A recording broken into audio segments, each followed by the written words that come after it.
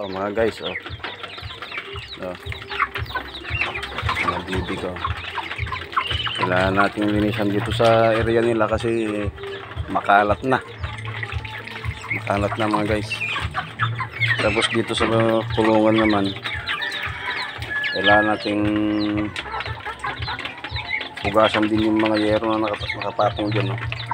Kasi medyo nangangamoy na. Baka magreklamo na yung mga ating mga kahanggano.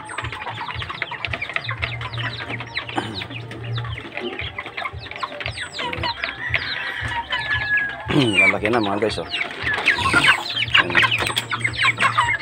Siguro ang isang ito tinitimbang na ng ano to, 2 kilo mga guys.